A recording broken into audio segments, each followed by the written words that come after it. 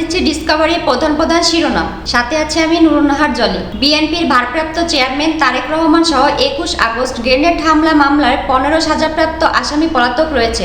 তাদের গ্রেপ্তারের প্রচেষ্টা অব্যাহত রয়েছে। সংসদে প্রধানমন্ত্রী।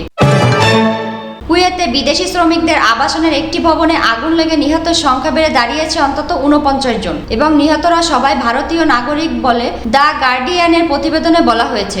স্থানীয় সময়গত সোমবার ভোর রাতে কুয়েত সিটির দক্ষিণে ৬তলা বিল্ডিংয়ে এই আগুন লাগার ঘটনা ঘটে। এছাড়া আগুনে ৫০ জনেরও বেশি আহত হয়েছেন। জলবায়ু অভিযোজনের ক্ষেত্রে বৈশ্বিক দক্ষিণের অনুন্নত ও স্বল্পোন্নত দেশগুলোতে সহায়তার অঙ্ক ২০২৫ সালের মধ্যে প্রতি বছর $২,০০০ কোটি থেকে দ্বিগুণ করার প্রতিশ্রুতি উন্নত বিশ্ব দিলেও তা না রাখার কথা বলেছেন গ্লোবাল সেন্টার অন অ্যাডাপ্টেশনের জিসিএ প্রধান নির্বাহী প্যাট্রিক ফারকোয়েন।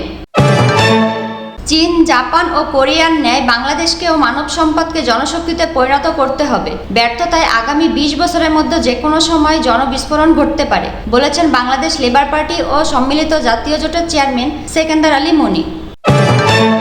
ঈদের ছুটি ও সাপ্তাহিক ছুটি মিলিয়ে যশোরের বেনাপোল স্থলবন্দরে দিয়ে ৫ দিন আমদানি রপ্তানি কার্যক্রম বন্ধ থাকবে, তবে স্বাভাবিক থাকবে পাসপোর্ট যাত্রীদের চলাচল। বুধবার এ তথ্য জানিয়েছেন বেনাপোল স্থলবন্দর কর্তৃপক্ষের পরিচালক ট্রাফিক রেজাউল করিম।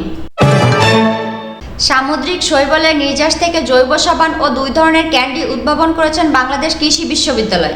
গবেষকরা বলেছেন সামুদ্রিক শৈবালে প্রয়োজনীয় ভিটামিন, আমিষ, লিপিড, পলিস্যাকারাইড, এনজাইম ও খনিজ উপাদানের ঘনত্ব স্থলজ খাদ্যদ্রব্যের তুলনায় অনেক বেশি।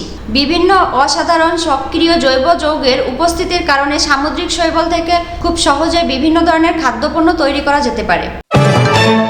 র্যাবের আইন ও গণমাধ্যম শাখার পরিচালক কমান্ডার আরাফাত ইসলাম জানিয়েছেন, এ বছরের পর আর টিকিট কালোবাজারি থাকবে না। ঈদযাত্রা নিরাপদ করতে প্রতিটি স্টেশনে নজরদারি ও গোয়েন্দা বাড়ানো হয়েছে। আমরা মোবাইল ট্র্যাকিং চালু রেখেছি।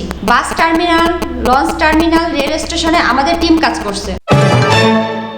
এই সরকার আওয়ামী লীগ আমাদের প্রধান শত্রু। তারা দেশের সবকিছু ধ্বংস করে ফেলেছে। আমাদের সুর একটাই, এই সরকারকে সরিয়ে জনগণের সরকার প্রতিষ্ঠা করা, জানালেন বিএনপি মহাসচিব মির্জা ফখরুল ইসলাম আলমগীর।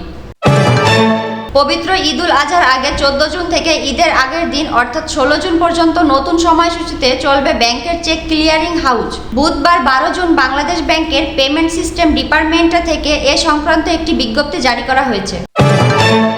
সৌদিতে এ পর্যন্ত ১৭ বাংলাদেশি হজযাত্রীর মৃত্যু হয়েছে। মিনায় যাওয়ার মাধ্যমে হজের কার্যক্রম শুরু হচ্ছে আগামীকাল শুক্রবার থেকে। গতবারের মতো এবারও প্রচণ্ড গরমের ভোগান্তি সঙ্গী হচ্ছে হজযাত্রীদের। হজের সময়ে চলমান তাপমাত্রা ৪৪ ডিগ্রি সেলসিয়াসে পৌঁছাতে পারে বলে হজযাত্রীদের সতর্ক করেছে সৌদি আরব কর্তৃপক্ষ। বিশ্বকাপ শুরুর আগে ফেভারিটের তালিকায় ছিল নিউজিল্যান্ড।